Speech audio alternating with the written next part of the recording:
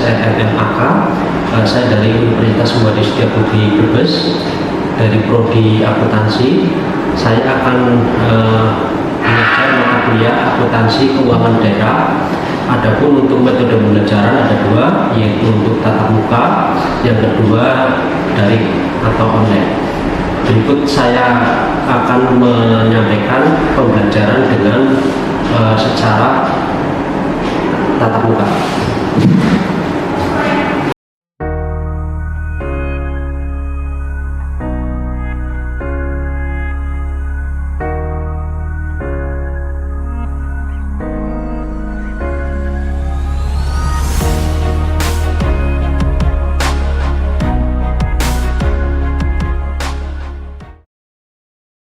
Baik, kita mulai saja. Assalamualaikum warahmatullahi wabarakatuh. Selamat siang semuanya. Pada kesempatan yang baik ini kita akan melakukan perkuliahan dengan mata kuliah akuntansi keuangan daerah. Adapun untuk pokok bahasan yang akan saya sampaikan adalah tentang siklus akuntansi untuk semester 6. Nah, untuk capaian pembelajaran lulusan menunjukkan sikap bertanggung jawab dalam menerapkan prinsip-prinsip akuntabilitas dan transparansi, khususnya dalam pengelolaan keuangan daerah. Adapun untuk pengetahuan yang diharapkan untuk mahasiswa ini bisa memahami prinsip dasar siklus akuntansi dalam konteks pengelolaan keuangan daerah. Kemudian bisa menjelaskan tahapan siklus akuntansi mulai dari pencatatan transaksi hingga penyusunan laporan keuangan daerah sesuai dengan standar akuntansi pemerintah atau yang sering kita kenal dengan SAP. Adapun untuk capaian pembelajaran mata kuliah atau CPMK, ini mahasiswa mampu menjelaskan konsep dan tahapan siklus akuntansi dalam konteks pengelolaan keuangan daerah. Untuk capaian pembelajaran mata kuliah berikutnya, ini mahasiswa mampu mencatat transaksi keuangan daerah berdasarkan standar dan regulasi pemerintah daerah. Untuk CPMK yang ketiga, ini mahasiswa mampu menyusun jurnal, buku besar, neraca saldo, dan laporan keuangan daerah sesuai siklus akuntansi. Baik, berikutnya saya akan jelaskan tentang tahapan siklus akuntansi. Bahwa laporan keuangan itu dihasilkan dari suatu proses akuntansi, seringkali disebut juga sebagai siklus akuntansi. Laporan keuangan yang dihasilkan secara langsung dari proses akuntansi adalah laporan realisasi anggaran atau LRA dan neraca, sedangkan laporan arus kas atau biasa sering kita kenal dengan LAK dihasilkan dari analisis hubungan kedua laporan tersebut yang dihasilkan terlebih dahulu. LRA dan neraca. Demikian juga dengan catatan atas laporan keuangan tidak dihasilkan langsung dari proses akuntansi, melainkan dengan pengumpulan data-data yang menjelaskan lebih detail dari ketiga komponen laporan keuangan yang disajikan, yang dalam hal ini adalah LRA, neraca, dan LAK. Demikian mata kuliah yang sudah saya sampaikan terkait dengan tahapan siklus akuntansi. Barangkali ada mahasiswa yang mau bertanya, silakan. Saya Pak. Oke, silakan Mbak. Apa perbedaan SAK dan SAP? SAK itu adalah standar akuntansi keuangan dan biasa dipergunakan oleh perusahaan-perusahaan swasta. Kemudian kalau SAP itu adalah standar akuntansi pemerintah dan digunakan kepada pemerintahan. Jadi yang sifatnya itu publik itu menggunakan SAP, jadi standar akuntansi pemerintah. Ada pertanyaan lain? Assalamualaikum warahmatullahi wabarakatuh. Waalaikumsalam warahmatullahi wabarakatuh. Baik, kita mulai saja. Assalamualaikum warahmatullahi wabarakatuh. Selamat malam semuanya. Pada kesempatan malam hari ini kita akan melakukan perkuliahan yaitu dengan cara online. Nah, teman-teman semuanya, kita akan langsung saja melanjutkan materi akuntansi keuangan daerah. Jadi di sini saya akan jelaskan tentang tahap-tahap dalam siklus akuntansi itu pada garis besarnya dapat dijelaskan. Yang pertama, ini menganalisis transaksi keuangan yang telah dicatat dalam bukti transaksi seperti SP2D, terus kemudian SPJ. Nah, SP2D dan SPJ ini yaitu dalam konteks belanja dan bukti-bukti pembayarannya, bukti setoran khas dan bukti transfer dan sebagainya. Dari analisis ini dapat diketahui pengaruhnya terhadap unsur laporan keuangan, di mana di situ ada aset, kewajiban, ekuitas dana, pendapatan belanja, penerimaan pembiayaan, serta pengeluaran pembiayaan.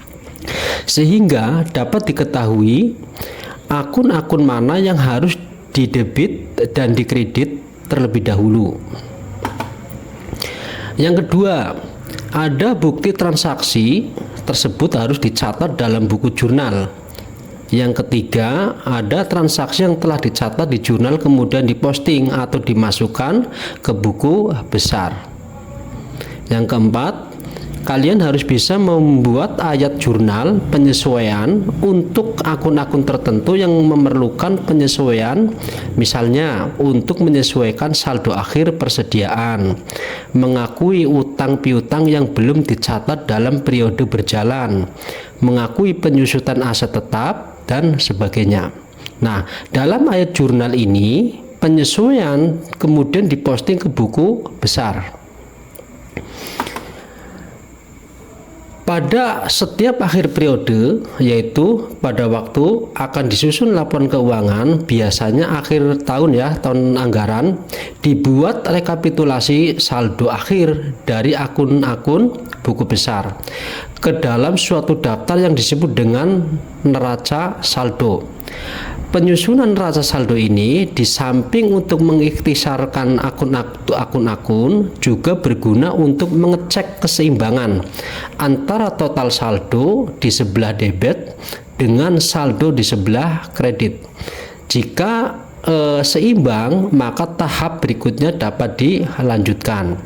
Nah, kemudian teman-teman semuanya, di situ biasanya dibuat suatu kertas kerja untuk memadukan antara neraca saldo sebelum penyesuaian, ayat penyesuaian, dan neraca saldo setelah disesuaikan. Kemudian di sebelah kanannya dibuat kolom-kolom tambahan untuk LRA dan neraca. LRA ini adalah laporan rencana anggaran. Kertas kerja tersebut biasa disebut dengan neraca lajur. Nah, pembuatan neraca lajur ini memang sifatnya opsional.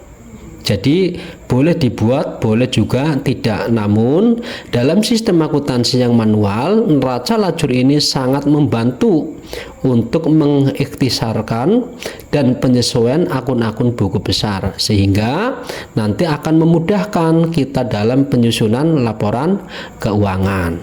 Nah, begitu. Kemudian teman-teman semuanya, selain itu, berdasarkan neraca lajur yang sudah dibuat, kemudian disusunlah laporan keuangan dengan format seperti yang sudah dicontohkan dalam SAP atau standar akuntansi pemerintah. Kemudian membuat ayat jurnal penutup untuk menutup saldo akun-akun buku besar yang sifatnya sementara atau temporer account, yaitu akun-akun yang akan dilaporkan di dalam LRA atau laporan rencana anggaran, yang meliputi akun anggaran itu bila ada ya, akun pendapatan, akun belanja, dan akun pembiayaan. Ayat jurnal penutup ini kemudian diposting ke buku besar untuk menutup buku. Yang terakhir, membuat neraca saldo setelah tutup buku, karena akan mendapat akun pendapatan, belanja, penerimaan pembiayaan, serta pengeluaran pembiayaan telah ditutup, maka neraca saldo hanya akan berisi akun-akun neraca, yaitu misalkan aset, terus kemudian kewajiban, dan ekuitas dana. Jadi seperti neraca yang sudah kalian sering saksikan atau sering kalian lihat, di di situ dalam neraca itu ada aset, ada kewajiban, dan ada ekuitas. Nah, di SAP pun sama. Nah, neraca inilah yang akan dibawa menjadi neraca awal tahun berikutnya. Kita juga akan mempelajari tentang bagaimana pencatatan pada jurnal. Nah, cara mencatat transaksi ke buku jurnal yang pertama ini, pertama kali setiap halaman jurnal diberi nomor halaman. Yang berikutnya, kolom tanggal yang paling sebelah kiri ya, biasanya itu kolom tanggal nomor itu ada di sebelah kiri, itu disediakan untuk mencatat tanggal transaksi. Di kolom ini pada baris paling atas ditulis tahun, kemudian diikuti dengan bulan serta tanggal transaksi. Jadi sebagai seorang mahasiswa akuntansi ini jangan lupa tentang tanggal-tanggal transaksi, karena itu sangat penting untuk bukti nantinya. Baik, saya lanjutkan. Jika ada transaksi berikutnya dalam bulan yang sama yang ditulis hanya tanggalnya saja. Jadi misalkan dalam satu bulan yang sama itu ada beberapa transaksi, itu tinggal ditulis tanggalnya saja ya. Kemudian untuk tahun itu kan mengikuti di atasnya. Kalau misalkan tahunnya 2025, maka dengan sendirinya itu sudah terbaca bahwa dalam kolom itu menyatakan tahunnya itu tahun tahun 2025 dan bulannya bulan yang sama, cuma tanggalnya mungkin yang berbeda-beda. Kolom berikutnya adalah nama rekening atau akun. Pada kolom ini ditulis nama akun yang akan didebit. Terus kemudian kolom debit diisi jumlah yang akan didebitkan pada akun tersebut. Ayat ini disebut ayat debit. Pada baris berikutnya di kolom rekening atau akun ditulis nama akun yang akan dikredit. Dan pada baris yang sama, namun pada kolom kredit diisi jumlah yang akan dicatat pada rekening tersebut.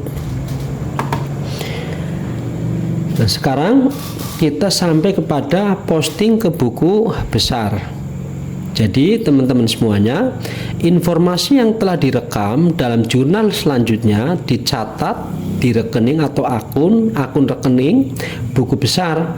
Tindakan ini biasanya disebut dengan posting ke buku besar.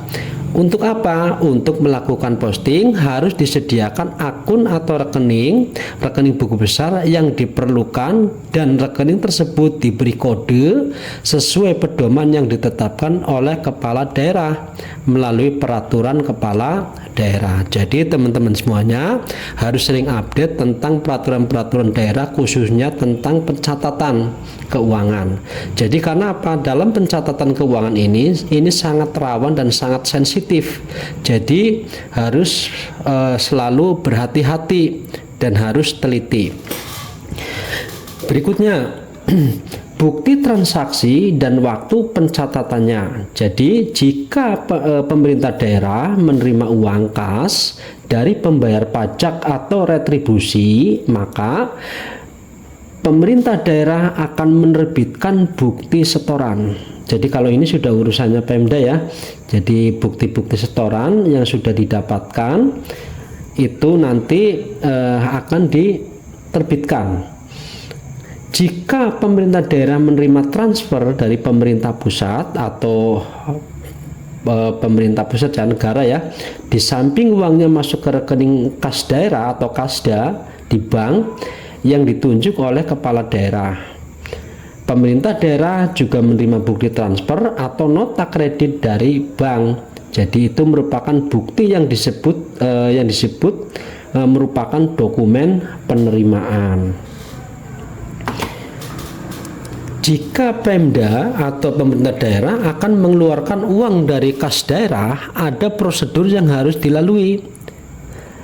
Kuasa bendahara umum daerah akan menerbitkan surat perintah pencairan dana atau SP 2D. Nah, berdasarkan surat perintah membayar yang diterbitkan oleh SKPD pengguna anggarannya. Jadi SKPD ini pengguna anggaran ya.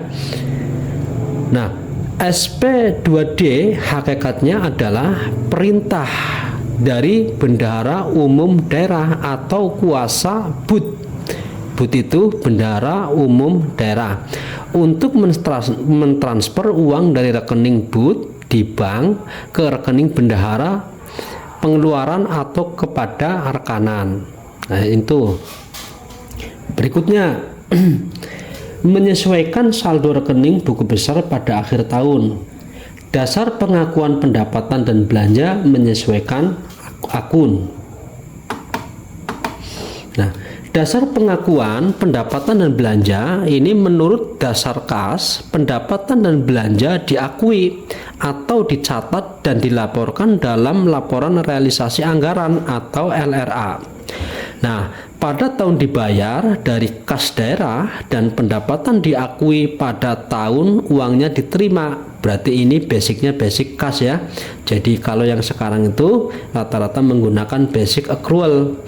Kalau basic kas ini berarti pengakuannya itu ketika uangnya itu diterima. Jadi pembelanjaan, pengeluaran ataupun pendapatan itu bisa dicatat ketika uangnya itu memang sudah diterima atau sudah dikeluarkan. Nah, itu baru ada catatan. Nah, ini yang sering kita sebut dengan basic kas ya. Oke, saya lanjutkan. Tetapi di sini ada menurut dasar accrual, belanja diakui pada tahun terjadinya tanpa melihat kapan itu dibayar, dan pendapatan diakui pada tahun diperolehannya tanpa memperhatikan tahun kapan uang diterima oleh kasda. Jadi itu ada pembeda antara antara dasar accrual dan dasar kas. Jadi ini ada bedanya. Jadi kalau misalkan nanti ditanya menurut dasar kas itu seperti apa, kemudian dasar accrual itu seperti apa. Oke ya, nanti diharapkan mahasiswa itu mampu untuk menjelaskan perbedaan dari dasar kas dan dasar accrual. Berikutnya, pada PSAP nomor 1 mengatakan basis akuntansi yang digunakan dalam laporan keuangan pemerintah yaitu basis kas untuk pengakuan pendapatan, belanja, transfer dan pembiayaan, dan basis accrual untuk pengakuan aset, kewajiban dan ekuitas dana.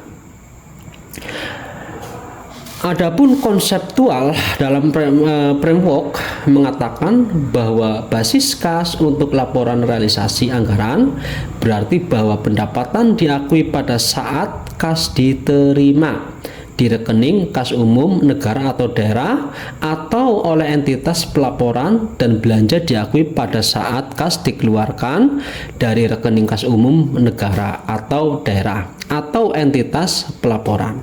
Nah, itu ya. Jadi di situ kita perlu tahu bahwa pemerintah daerah itu mungkin bisa kabupaten kota, bisa provinsi, itu masuk dalam pemerintah daerah. Dan kalau misalkan pusat itu biasanya negara ya. Kalau pusat itu pemerintah pusat itu negara. Oke.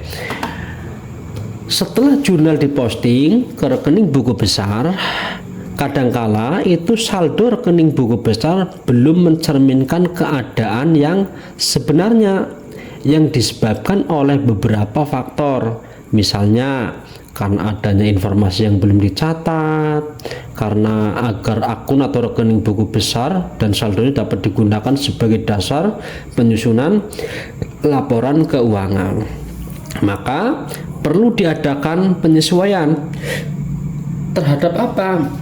Terhadap akun melalui pembuatan ayat jurnal, penyesuaian, dan selanjutnya diposting ke akun yang bersangkutan. Oke, saya lanjutkan.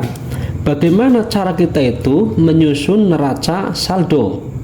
Jadi kita perlu tahu bahwa neraca saldo ini merupakan rekapitulasi dari saldo seluruh akun buku besar. Ya, perlu dipahami ya ini para mahasiswa. Nah, kegunaan neraca saldo ini teman-teman semuanya diantaranya adalah untuk mengurangi tingkat kesalahan dalam posting ke buku besar. Nah, neraca saldo adalah sebuah daftar yang memuat nama rekening, buku besar atau akun, dan saldonya masing-masing pada tanggal tertentu. Nah, neraca saldo yang sudah benar juga dapat mempermudah penyusunan laporan keuangan. Ya. Cukup jelas ya ini ya. Nanti kalau misalkan ada pertanyaan silakan boleh langsung diinterupsi ya, bisa ditanyakan langsung tanpa harus menunggu Bapak menyelesaikan penjelasan. Baik, saya lanjutkan dulu. Nah, neraca saldo dapat dibuat sesuai dengan kebutuhan, namun setidaknya dibuat pada setiap akhir tahun, baik sebelum atau setelah ayat jurnal penyesuaian diposting ke buku besar. Kemudian, neraca saldo juga dibuat pada akhir tahun setelah akun buku besar.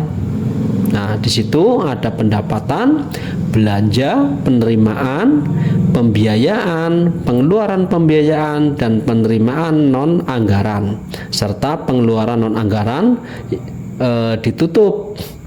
Dengan demikian, neraca saldo yang dibuat setelah penutupan buku besar hanya memuat akun-akun harta, utang, dan ekuitas dana. Oke, saya kira untuk pertemuan pada kesempatan malam hari ini saya cukupkan sekian dulu. Terima kasih. Nanti kita akan bertemu kembali pada mata kuliah akuntansi keuangan daerah dengan sesi tatap muka langsung ya. Oke, saya kira itu. Barangkali ada pertanyaan, silakan. Oke, kalau tidak ada pertanyaan, saya tutup untuk perkuliahan pada kesempatan malam hari ini. Saya akhiri. Assalamualaikum warahmatullahi wabarakatuh.